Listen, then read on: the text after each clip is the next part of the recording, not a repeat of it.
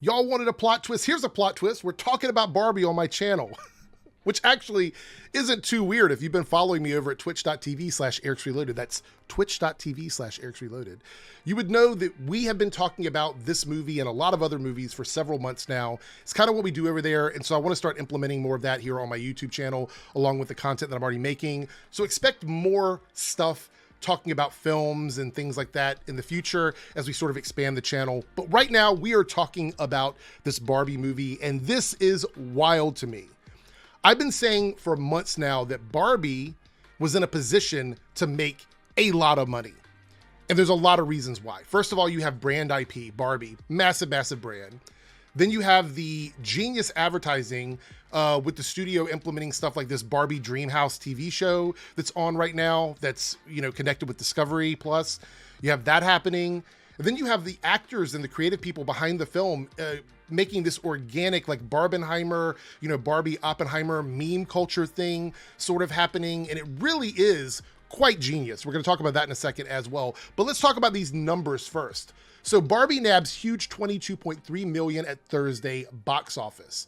Down here it says Barbie began its box office sprint on Thursday with a massive $22.3 million in preview grosses. That's well above the 17 to 21 million pre-show grosses posted by The Batman, Top Gun Maverick, Ant-Man and the Wasp: Quantumania, Spider-Man Across the Spider-Verse, and Avatar: Way of the Water. That is wild to me. Absolutely wild that Barbie is doing this well. I knew it was going to do well, but this is another level. This is another level. It says here, the Warner Bros. Discovery release starring Margot Robbie and Ryan Gosling and directed by Greta Gerwig posted the biggest Thursday preview figure since Black Panther: Wakanda Forever, and that was 28 million. And it ended up going on its way to 181 million domestic debut. The 145 million Mattel production, 145 million for the movie, is now clearly on a path to soar past 100 million, if not 150 million in its domestic debut. Now, there's a lot of people on here on YouTube and on social media that have tried really hard to make this movie fail, which is kind of weird. A lot of them are people that just, for some reason, did not understand that Barbie is about empowering women and inspiring everyone to feel good about themselves. It's really, over the years, kind of taken this this stance towards like inclusion and making people feel like anyone can be part of the Barbie world. And that's something that I think has been really important for the brand. But it seems like a lot of people now seem to believe that Barbie was what it was in like the 70s and 80s, which was like less broad, it's weird because modern Barbie isn't really that. It says here, a straight comparison in terms of Thursday to weekend math gives Barbie a 144 million domestic launch. The aforementioned comparisons give Barbie a likely opening weekend of between 130 million and 155 million, with the outlier being Avatar: Way of the Water, 133 from 17 million, pointing toward a 175 million Friday to Sunday gross. 175 million. So it will make its production budget back in one weekend, meaning that all it has to do then is just continue to move forward for the next couple weeks, and we're going to see some massive numbers from this film, which I think is quite wild here. It says, come what may, the sky is the limit for Barbie this weekend, and it's clear the opening it against Oppenheimer helped both films turn into buzzy, meme-worthy cultural events to help benefit of both films. And it says here, let's talk about this. Universal's Oppenheimer is clearly not getting scraps. It's headed for a 32 million today, including previews, and a 75 million 3-day at 3,610 theaters. That's higher than Indiana Jones and the Dial of Destiny's 60.3 million start. Do your math. The two titles are fueling for 225 million alone this weekend.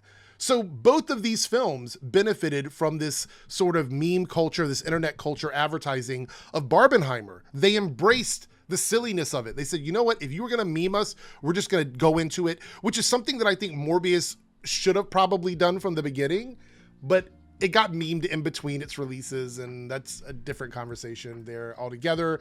Let's talk a little bit about the marketing here. So Barbie's marketing with Oppenheimer is quite interesting. I think if you're somebody in Hollywood and you're looking around and you're going, what can we do to change up our marketing to make us different from like old Hollywood in the sense of like freshness and newness.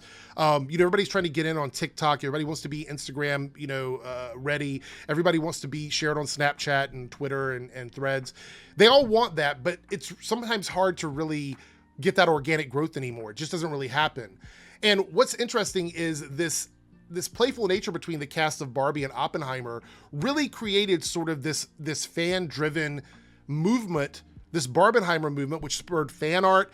I've seen t-shirts being made with Barbenheimer on it. People are going to the double feature. Both of these films are benefiting from it, but clearly Barbie is looking at massive numbers here. And this is against like basically a massive, detraction campaign on YouTube and other places where people have tried to say it's going to fail, it's going to be a disaster, that it's doing all of these awful things. And it's really wild to me because it just seems that people, especially in this space here on YouTube, have lost touch with fun. They think that everything has to be sort of dialed into like this very specific type of content. And I think what Barbie does, or what's been successful for them, is they have decided that we're just gonna have fun and basically fuck the people that don't wanna have fun. That's really what it is. That's really how it goes. I want to remind everybody that all the way back in June, they were saying Barbie glamming up for 80 to 100 million opening weekend with pre-sales bigger than The Little Mermaid. Oppenheimer has shot at 50 million box office outlook. This is something that has been sort of circulating in media for a little bit now in terms of like where they thought Barbie was going to be. So a lot of people that were out here campaigning against Barbie just totally weren't paying any attention to what the numbers were saying. And that's kind of the way it is. I feel like, and you guys let me know in the comments, if calling out bad takes is something you want me to do, I have no problem doing that. I actually think it's quite interesting. I do it quite often on twitch.tv, but I really feel like, if you don't want to see a movie, I'm not twisting anybody's arm to go see a movie. I don't think that's a good thing to be like, you have to see it. I can recommend something and say, yeah, I think you should see it, but I don't think anybody should feel compelled to see something or bullied into seeing something if they don't want to. But I certainly don't think people should be ashamed to go see something they like as well. These movies that would have been hits in the past have had to suffer through a crowded box office this year, bad promotional campaigns. They've had to suffer with a lot of negative, angry anti-fans online that are pushing against these films. When you see something that you want to see, go see it. Go see it. Don't listen to anybody online tell you whether they think it's good or bad in terms of what you want to see. And that includes me.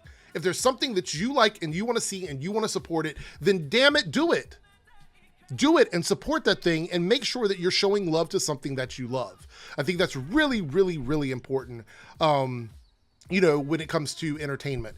And so I believe Barbie and Oppenheimer are turning a corner for what media needs to do in terms of success.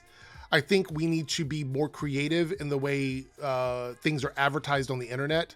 I think people need to be open to new things, new ideas.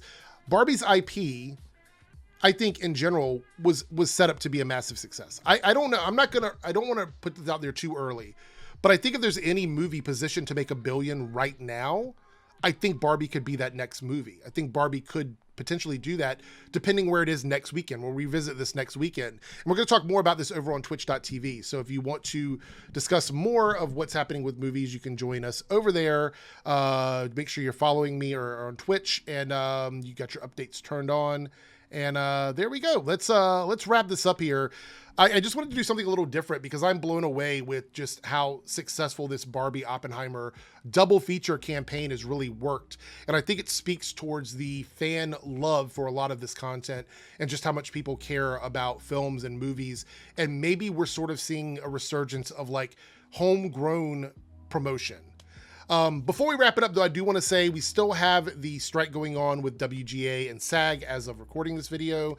And I want to remind you that these movies, these projects that we're getting, could not be done without the creative labor, love, and all of the work put in by the people who are writing and acting in these movies and TV shows. So if you want to support them, check out the Entertainment Fund online. That's the best way to do that. Or if you have someone close by you that's actually going out and picketing, feel free to pick up a sign and join them. They've said that they would love to have people come out and stand with them. But I don't usually say this, but stand the writers and the actors in this situation who make this content for us, because without them, we wouldn't have all of this great stuff. So that's pretty much it. I'm out of here. Thank you so much, and I'll catch everyone later. Bye.